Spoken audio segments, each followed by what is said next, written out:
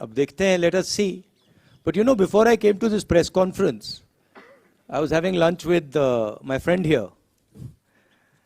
And I said to him that I bet you that the press will not ask me a question on China.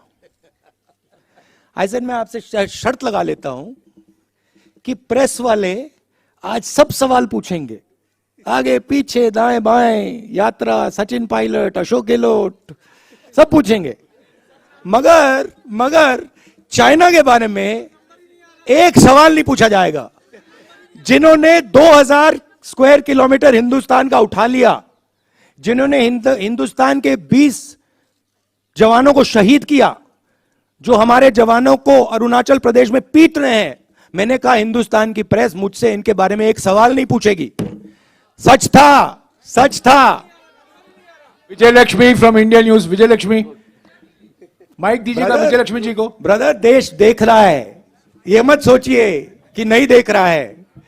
Rahul ji, विजय लक्ष्मी इधर। राहुल जी, मैं China पर ही पूछना चाह रही थी। अब बाबा पूछ रहे हैं चाइना पर। नहीं राहुल जी, अब पूछ रही है। नहीं, मैं चाइना पर ही पूछना अब याद आया चाइना। अपनी बारी का इंतजार करी थी मैं, क्योंकि एक ऑर्डर है प्रेस कॉन्फ्रेंस का। क्योंकि पार्लियामेंट में आप से मुलाकात नहीं हो पाती है, भारत जोड़ो यात्रा में आप हैं, आपकी पार्टी उठा रही है ये मसला हाउस में, लेकिन सरकार की तरफ से कहा जाता है 1 इंच भी कोई हमारी जमीन का नहीं ले सकता है। लेकिन उसके बावजूद इस तरह की घटनाएं हो रही हैं, आपको लगता है अप्रोच में कुछ चेंज करने की जरूरत है? मुझे जो दिख रहा है,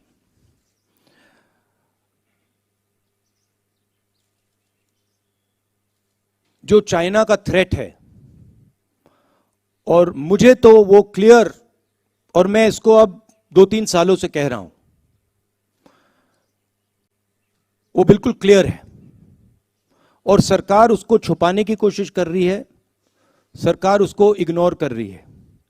मगर उस थ्रेट को ना छुपाया जा सकेगा और ना इग्नोर किया जा सकेगा।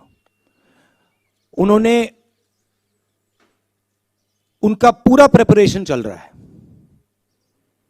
उनका लद्दाख की साइड और अरुणाचल की साइड पूरा ऑफेंसिव प्रिपरेशन चल रहा है। हिंदुस्तान की सरकार सोई हुई है, इस बात को हिंदुस्तान की सरकार सुनना नहीं चाहती है, मगर उनका प्रिपरेशन चल रहा है, और प्रिपरेशन युद्ध का है। प्रिपरेशन कोई इंकर्जन का नहीं है, प्रिपरेशन युद्ध का है। अगर कोई भी इन बातों को समझता है, अगर आप उनका वेपन का पैटर्न देख लें, वो क्या कर रहे हैं वहां पे, वो युद्ध की तैयारी कर रहे हैं। और हमारी सरकार इस बात को छुपाती है और इस बात को शायद एक्सेप्ट नहीं कर पा रही है। हो क्यों रहा है?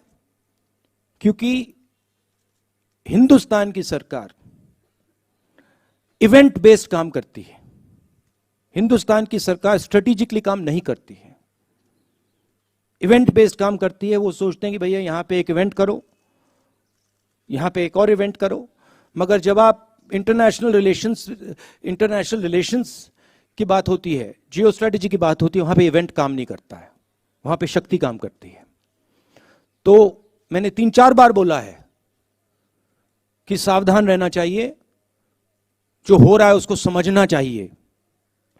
उनकी बयानबाजी आती रहती है, मैं देखता हूं एक्सटर्नल अफेयर्स मिनिस्टर बोलते रहते हैं,